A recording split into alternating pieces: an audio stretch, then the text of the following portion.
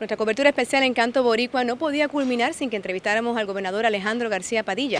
Nos encontramos desde la Fortaleza, donde tuvimos la oportunidad de hablar con el mandatario acerca de cómo está enfrentando todos los problemas de la isla en este momento, además de lo que está ocurriendo positivo, sus planes y posible reelección. Gobernador, muchísimas gracias por permitirnos estar aquí en la Fortaleza en esta entrevista para Telenoticias Orlando. Gracias. Gobernador, usted está siendo altamente criticado por la crudita, por los recortes, por el IVA, realmente prácticamente por todo. ¿Cómo está enfrentando todo este ataque y qué tiene que decir al respecto? Mantener los ojos fijos en el resultado, seguir bajando el desempleo.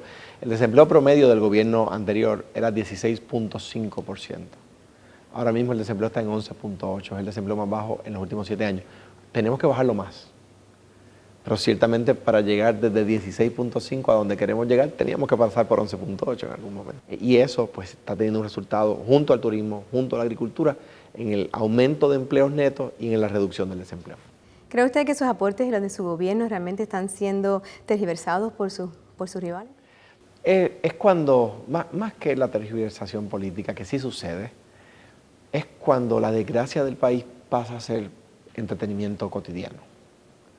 Entonces, pues lo bueno se oculta. La transformación contributiva que presenté hace unos días, hasta hace unos días, que fue derrotada legislativamente, era el objeto de crítica hasta que se derrotó. Desde entonces, pues ha venido la lamentación de por qué no se aprobó. ¿Ves? Lo negativo siempre toma un poquito más de noticias, pero uno tiene que mantener la vista en la meta, seguir creando empleo y seguir bajando el crimen, que son los dos elementos principales de mi gobierno. ¿Qué pasa si aprueban la quiebra criolla? Bueno, sí, en cuanto a ese pleito que está en el Tribunal de Apelaciones de Boston, Puerto Rico no tendría una estructura jurídica que le permitiera atender una situación de insolvencia. En ese caso, pues todos los acreedores podrían demandar en tribunales distintos y sería en realidad un problema muy serio, mucho más que el que pueda provocar la insolvencia en sí. ¿Gobernador, se sintió traicionado por los miembros de su propio partido a no apoyarlo con el IVA? Más que una traición a mí, resulta el resultado de la votación muy desagradable para el país porque no pusieron a Puerto Rico primero. Pero tenemos que movernos adelante, ya estamos trabajando en las alternativas y yo estoy seguro que vamos a conseguirlas. Tras reunirse esta semana con el liderato legislativo, ¿cómo le fue realmente con el plan de reorganización gubernamental? Es una tarea muy importante. El gobierno de Puerto Rico está diseñado para el Puerto Rico de los años 50 y 60 del siglo pasado. Y funcionó bien. Era un traje hecho a la medida del Puerto Rico de aquella época. En el camino se le fueron añadiendo retazos al traje en la medida en que el país iba creciendo, pero ya no le queda.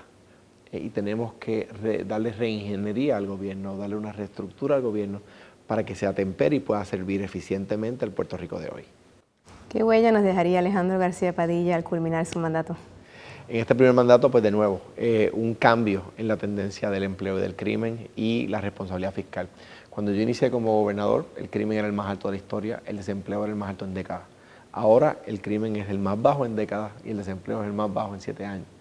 A la misma vez, el déficit fiscal de Puerto Rico era 2.200 millones de dólares de un presupuesto de menos de 10.000, o sea que más del 25% del presupuesto era inexistente y se cumplía con préstamos.